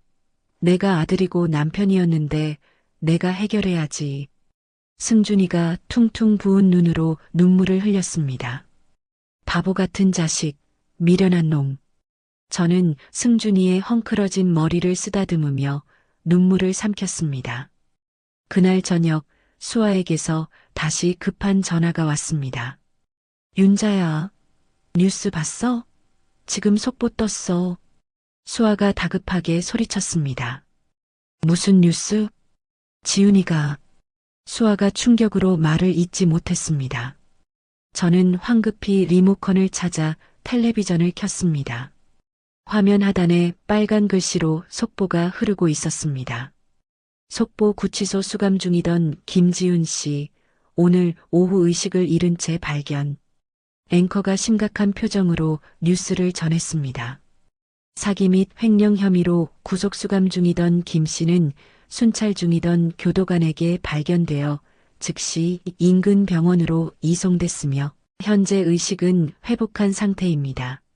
김 씨 측 변호인은 시어머니의 무리한 고소와 압박 수사로 인한 극심한 스트레스 때문이라고 주장하고 있습니다. 저는 리모컨을 바닥에 툭 떨어뜨렸습니다. 명백한 쇼였습니다. 동정 여론을 얻기 위한 자작극이 분명했어요. 다음 날 아침이 되자 인터넷 포털 사이트와 뉴스는 자극적인 기사들로 도배가 되었습니다. 돈 많은 건물주 시어머니, 며느리 인생 파괴하고 호화 생활. 고윤자는 누구인가? 피도 눈물도 없는 냉혈한 복수자. 모든 기사가 저를 돈으로 며느리를 찍어 누른 악덕 가해자로 만들고 있었습니다. 수아가 걱정스러운 얼굴로 레지던스로 찾아왔습니다. 윤자야, 이거 어떡하면 좋니? 세상이 다 돌아서 버렸어. 수아가 발을 동동 구르며 말했습니다. 법적으로는 내가 이겼는데, 내가 피해자인데 세상이 미친 거 아니니? 저는 억울함에 가슴을 치며 창밖을 바라봤습니다. 승준이는 병원에 누워있고 지훈이는 피해자 코스프레를 하며 병원으로 옮겨졌고 제 평판은 바닥을 뚫고 지하로 떨어졌습니다. 김 변호사가 서류 가방을 들고 찾아왔지만 표정이 어두웠습니다. 어머님, 상황이 좋지 않습니다. 김 변호사가 서류를 펼치며 말했습니다. 며느리 오빠라는 사람이 뒤에서 조직적으로 언론 플레이를 하고 있습니다. 유튜버들도 조회수 때문에 자극적인 가짜 뉴스를 퍼나르고 있고요. 그럼 이제 어떻게 해야 하죠? 이대로 당하고만 있어야 합니까? 제가 입술을 깨물며 물었습니다. 일단 며느님 상태를 지켜봐야 합니다. 지금 맞대응했다가는 오히려 역풍을 맞을 수 있습니다. 김 변호사가 신중하게 대답했습니다. 이기고도 진 것 같은 찝찝하고 더러운 기분이었습니다. 법은 제 편이었지만 세상은 제 편이 아니었습니다. 내가 너무 과했나? 내가 잘못한 걸까? 아니야, 윤자야. 정신 차려. 저것들이 악질인 거지. 하지만 저는 확신할 수가 없었습니다. 복수는 달콤했지만 그 대가는 제가 감당하기에 너무나 가혹하고 컸으니까요. 다음 날 소독약 냄새가 진동하는 병원 복도를 천천히 걸었습니다. 한 걸음 한 걸음이 천근만근처럼 무거웠습니다. 저기요, 김지훈 씨 병실이 어디죠? 305호실입니다. 엘리베이터 타고 3층으로 가시면 돼요. 간호사가 상냥하게 대답했습니다. 저는 엘리베이터를 타고 올라가 305호 문 앞에 섰습니다. 심호흡을 한 번 하고 문을 열자 지훈이가 창백한 얼굴로 침대에 누워 천장만 멍하니 바라보고 있었습니다. 그 옆에는 동생 지수가 앉아 있었는데 저를 보자마자 눈빛이 차갑게 변하며 경계심을 드러냈습니다. 사돈 어르신, 여긴 왜 오셨어요? 지수가 낮고 날카로운 목소리로 물었습니다. 지수야, 미안하지만 잠시 언니랑 둘이 있게 해줄래? 할 얘기가 있다. 제가 정중하게 부탁했습니다. 안 돼요. 쇼크 때문에 안정 취해야 해요. 지수가 저를 막아서며 쏘아붙였습니다. 안다. 그래도 매듭은 지어야지. 나도 오래 있을 생각 없다. 저는 물러서지 않고 침착하게 말했습니다. 지수가 저와 언니를 번갈아 쳐다보더니 한숨을 쉬며 자리에서 일어났습니다. 딱 5분이에요. 그 이상은 안 돼요. 지수가 경고하듯 말하고는 병실을 나갔습니다. 저는 지훈이 침대 옆으로 다가갔습니다. 인기척에 지훈이가 천천히 고개를 돌려 저를 바라봤습니다. 어머님, 지훈이가 갈라진 목소리로 힘없이 불렀습니다. 지훈아. 제가 의자를 끌어다 앉으며 불렀습니다. 네가 나한테 한 짓, 짐승만도 못한 그 패륜은 죽을 때까지 용서할 수 없다. 내 가슴에 박힌 대못은 평생 빠지지 않을 거야. 저는 지훈이의 눈을 똑바로 쳐다보며 단호하게 말했습니다. 하지만 네가 죽는 건 원하지 않는다. 네가 감옥에서 썩는 꼴을 보고 싶지도 않아. 제가 덧붙이자 지훈이의 눈에서 눈물이 주르륵 흘러내렸습니다. 너한테 마지막 제안을 하나 하마. 제가 말했습니다. 제안이요? 무슨? 지훈이가 떨리는 목소리로 물었습니다. 네 혐의에 대한 고소, 전부 취하해 주마. 네가 탕진한 내 돈 1억, 그것도 받지 않겠다. 제가 파격적인 제안을 던지자 지훈이의 눈이 휘둥그레졌습니다. 대신 조건이 있다. 저는 말을 이었습니다. 승준이랑 당장 이혼해라. 그리고 네 오빠가 다시는 우리한테 접근하지 못하게 막겠다고 각서 써. 위자료, 재산 분할 그딴 거 바라지 말고 모든 법적 권리를 포기하고 깨끗하게 떠나. 제가 차가운 목소리로 조건을 제시했습니다. 그리고 네가 지은 죄의 무게를 평생 가슴에 새기고 살아라. 네 동생 지수에게 부끄럽지 않은 언니로 살아. 그게 내가 너에게 주는 마지막 버리자 잡이다. 저는 마지막으로 쐐기를 박았습니다. 지훈이가 눈물을 펑펑 쏟으며 고개를 끄덕였습니다. 어머님, 제가 정말 미쳤었어요. 돈에 눈이 멀어서 정말 어리석었어요. 지훈이가 오열하며 떨리는 목소리로 말했습니다. 죄송합니다. 진심으로 죄송해요. 어머님, 입이 10개라도 할 말이 없어요. 지훈이가 처음으로 가식이 아닌 진심을 담아 사과했습니다. 그래, 알았다. 어디 가서든 죄짓지 말고 잘 살아라. 저는 뒤도 돌아보지 않고 병실을 나왔습니다. 일주일이 지났습니다. 김 변호사가 밝은 표정으로 레지던스로 찾아왔습니다. 어머님, 기쁜 소식입니다. 김지영 씨가 구속됐습니다. 김 변호사가 보고했습니다. 판사가 죄질이 아주 나쁘다고 판단해서 구속영장을 발부했습니다. 폭행, 협박에 공갈 미수죄까지 적용돼서 실형을 피하기 어려울 겁니다. 정말 다행이네요. 이제야 발 뻗고 자겠어요. 저는 안도의 한숨을 내쉬었습니다. 그리고 며느님이 어머님께서 제시한 합의서와 이혼 합의서에 모두 서명했습니다. 김 변호사가 또 다른 서류 봉투를 꺼냈습니다. 어머님이 말씀하신 모든 조건에 토 하나 안 달고 동의하셨습니다. 아주 납작 엎드렸더군요. 며칠 뒤 승준이가 퇴원 수속을 마치고 깁스를 푼 채 레지던스로 찾아왔습니다. 엄마. 승준이가 죄인처럼 고개를 숙이고 들어왔습니다. 왔니? 일단 앉아라. 저는 승준이를 소파에 앉히고 따뜻한 차를 한 잔 내주었습니다. 엄마, 나 이제 어떻게 해야 해? 집도 날아가고, 직장도 잘리고, 정말 막막해. 승준이가 벼랑 끝에 선 사람처럼 한숨을 쉬었습니다. 아파트는 처분하기로 했다.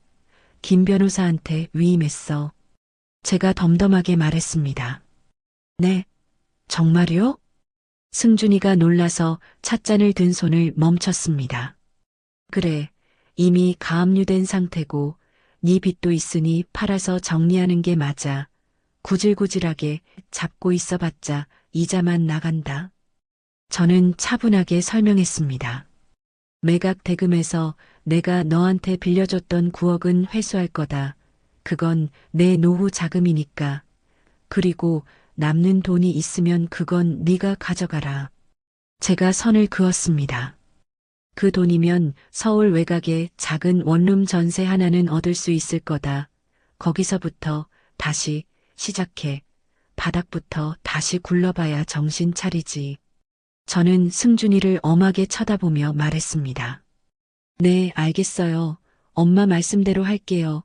고맙습니다, 엄마. 승준이가 울먹이며 고개를 숙였습니다. 그리고 이혼 서류 준비해라. 지훈이가 도장 찍었으니 너만 찍으면 된다. 알겠어. 엄마 바로 법원 갈게요. 승준이가 순순히 대답했습니다. 한 달 뒤 모든 법적 절차가 마무리되었습니다. 승준이네 아파트는 좋은 가격에 팔렸고 빚을 갚고 남은 돈으로 승준이는 작은 원룸을 얻었습니다. 이혼 신고도 깔끔하게 처리되었죠. 김 변호사가 마지막 보고를 하러 왔습니다. 어머님, 모든 게 정리됐습니다. 깔끔하네요. 김 변호사가 서류 가방을 닫으며 말했습니다. 수고 많으셨어요. 지훈이는 어떻게 됐나요? 제가 문득 생각나서 물었습니다. 며느님은 동생 지수 씨랑 함께 지방으로 내려갔다고 합니다. 서울 생활 정리하고 아예 떠난 것 같아요. 그래요? 어디로 갔는지는 모르고요? 네, 아무한테도 알리지 않고 조용히 사라졌습니다. 아마 부끄러워서라도 다시는 나타나지 않을 겁니다. 김 변호사가 대답했습니다. 모든 것이 끝났습니다. 상처뿐인 가족사였고 완벽한 승리도 통쾌하기만 한 복수도 아니었습니다. 하지만 이것이 제가 할 수 있는 최선이었습니다. 그렇게 악몽 같던 일이 있은 뒤로 1년이 흘렀습니다. 저는 레지던스를 정리하고 새로운 보금자리로 이사했습니다. 한강이 한눈에 내려다 보이는 조용하고 깨끗한 신축 아파트였죠. 문득 1년 전 햇빛 한 줌 들지 않던 그 차가운 창고, 방의 어둠이 주마등처럼 스쳐 지나갔습니다. 이제 진짜 새로운 시작이다. 고윤자, 이제 행복해지자. 저는 창문에 비친 제 얼굴을 보며 다짐하듯 혼잣말을 했습니다. 그때 초인종이 경쾌하게 울렸습니다. 윤자야, 나왔어. 수아가 양손 가득 집들이 선물을 들고 현관으로 들어섰습니다. 어머 세상에, 윤자야, 집 정말 좋다. 뷰가 아주 예술이네, 예술이야. 수아가 거실을 휘둥그레진 눈으로 둘러보며 감탄사를 연발했습니다. 집도 집이지만 너 얼굴이 아주 폈다. 그나저나 재단 일은 좀 어때? 할만하니? 수아가 찻잔을 들며 물었습니다. 말도 마. 눈코 뜰 새 없이 바빠. 세상에 도움이 필요한 사람들이 생각보다 훨씬 많더라고. 저는 찻잔을 만지작거리며 대답했습니다. 석 달 전 저는 제 이름을 딴 고윤자 여성자립재단을 설립했습니다. 남편이 남겨준 빌딩에서 나오는 임대 수익을 허투루 쓰지 않고 세상에 돌려주기로 결심했기 때문이죠. 가정에서 벼랑 끝으로 내몰린 사람들, 특히 자식에게 외면받은 노인분들을 돕는 게 내 마지막 목표야. 제가 힘주어 말하자 수아가 제 손을 꼭 잡았습니다. 그래, 너도 그 지옥 같은 고통을 겪어봤으니까 누구보다 그분들 마음을 잘 알겠지. 네가 정말 큰일 하는 거다. 수아의 눈빛에 존경심이 서려 있었습니다. 그래서 말인데 수아야, 네가 우리 재단 상담센터장을 좀 맡아줬으면 해. 제가 불쑥 제안했습니다. 뭐, 내가 무슨 재주로 센터장을 해? 수아가 놀라서 눈을 동그랗게 떴습니다. 아니야, 너야말로 적임자야. 네 따뜻한 오지랖으로 나를 구해준 것처럼 다른 사람들도 도와줘. 네가 아니면 안 돼? 저는 진심을 담아 수아를 바라봤습니다. 수아가 잠시 망설이더니 이내 환하게 웃으며 고개를 끄덕였습니다. 알았어. 네가 정 그렇다면 내가 팔 걷어붙이고 한번 해볼게. 우리 윤자 돕는 일인데 내가 빠질 수 없지. 그렇게 수아가 합류했고 김 변호사님도 흔쾌히 재단의 법률 고문을 맡아주셨습니다. 든든한 지원군이 생긴 셈이었죠. 어머님, 이번 주에만 벌써 상담 신청이 15건이나 들어왔습니다. 다들 사연이 기가 막힙니다. 그래요? 변호사님, 우리 최대한 도와드려요. 한 분도 소홀히 하지 말고요. 네, 명심하겠습니다. 김 변호사가 믿음직스럽게 대답했습니다. 주말 저녁 딩동하고 현관 초인종이 울렸습니다. 문을 열자 승준이가 양손에 묵직한 비닐봉지를 들고 서 있었습니다. 엄마, 나왔어. 그래, 들어와라. 무겁게 뭘 그렇게 사들고 오니? 엄마, 오늘은 그냥 앉아 있어. 내가 저녁 차려줄게. 승준이가 소매를 걷어붙이며 말했습니다. 네가 라면밖에 못 끓이던 애가? 에이, 엄마도 참, 나 요리 배웠어. 오늘은 내가 된장찌개랑 제육볶음 기가 막히게 해줄게. 승준이가 능숙하게 칼을 잡고 도마질을 시작했습니다. 승준이는 3개월 전에 작은 중소기업에 경력직으로 재취업했습니다. 예전 대기업 다닐 때보다 월급은 훨씬 적고 대우도 못 미치지만 누구보다 성실하게 땀 흘려 일하고 있었죠. 식사를 마치고 나란히 서서 설거지를 하는데 승준이가 조용히 입을 열었습니다. 엄마, 미안해. 정말 미안해. 응? 갑자기 밥 먹고 무슨 소리냐? 그때 내가 비겁하게 모른 척해서 엄마를 지켜주지 못해서. 승준이가 고무장갑 낀 손으로 눈물을 훔치며 고개를 숙였습니다. 이제 그 얘기 그만하자. 지난 일이야. 너도 많이 반성했고 벌도 충분히 받았잖아. 제가 부드럽게 말했습니다. 우리 이제부터 잘하면 되는 거야. 잃어버린 시간만큼 앞으로 더 아껴주고 살면 된다. 그래, 엄마 진짜 잘할게. 승준이가 눈물이 그렁그렁한 채로 환하게 웃었습니다. 잃어버린 시간을 되돌릴 수는 없었지만 우리는 그렇게 서툴게나마 깨진 관계를 다시 이어붙이고 있었습니다. 어느 화창한 월요일 오전이었습니다. 재단 사무실로 출근하니 제 책상 위에 작은 소포 하나가 덩그러니 놓여 있었습니다. 상자 안에는 낡은 종이 통장 하나와 하얀 편지 봉투가 들어 있었습니다. 저는 떨리는 손으로 편지 봉투를 열어 읽어내려갔습니다. 어머님, 안녕하세요. 죄인 김지훈입니다. 편지의 첫 줄을 읽자마자 심장이 쿵 내려앉았습니다. 저는 지금 연고도 없는 전라도의 한 작은 마을에 내려와 있습니다. 여기 있는 사회복지시설에서 치매 어르신들을 돌보는 봉사활동을 하며 지내고 있습니다. 편지에는 지훈이의 근황이 담담하게 적혀 있었습니다. 식당 설거지 아르바이트를 하며 동봉한 통장에 300만 원을 넣었습니다. 어머님 빚은 평생에 걸쳐서라도 갚아나가겠습니다. 편지의 마지막 문장에서 저는 잠시 멈칫했습니다. 저를 고소 취하해 주셔서 사람 만들어 주셔서 감사합니다. 어머님. 저는 편지를 책상에 내려놓고 낡은 통장을 펼쳤습니다. 입금 300만 원. 그 숫자가 지훈이의 눈물처럼 보였습니다.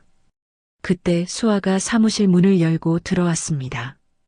윤자야, 뭘 그렇게 멍하니 보고 있어? 무슨 일 있어? 제가 편지를 건네자 수아가 편지를 읽어내려가더니 긴 한숨을 내쉬었습니다. 아이고, 그 못된 것이 이제야 정신을 좀 차린 것 같네. 수아가 혀를 차며 말했습니다. 용서할 거야? 수아가 조심스럽게 물었습니다. 완전히 용서할 수는 없지. 내 가슴에 박힌 못자국이 어떻게 다 없어지겠니? 하지만 그 애가 뉘우치고 새로운 삶을 살려고 발버둥 치는 건 막고 싶지 않아. 그래, 잘 생각했어. 미움도 너무 오래 품고 있으면 병나. 이제 다 털어버려. 수아가 제 어깨를 따뜻하게 토닥여 주었습니다. 완벽한 용서도 통쾌하기만 한 복수도 아니었습니다. 하지만 저는 제 피 같은 돈을 지켰고 잃어버릴 뻔한 제 삶을 되찾았고 무엇보다 하나뿐인 아들과의 관계를 회복했습니다. 그것으로 충분했습니다. 여러분, 제 기막힌 사연 끝까지 들어주셔서 감사합니다. 저는 배신과 고통 속에서도 포기하지 않았고 결국 제 삶을 되찾았습니다. 완벽한 복수보다 중요한 건 제 존엄을 지키는 것이었어요. 힘든 시간을 겪는 분들께 이 이야기가 작은 용기가 되길 바랍니다. 나이가 들어도 우리는 스스로를 지킬 권리가 있습니다. 이야기를 끝까지 들어주신 분이 계시다면 잘 들었다고 댓글 하나만 남겨주세요. 감사합니다.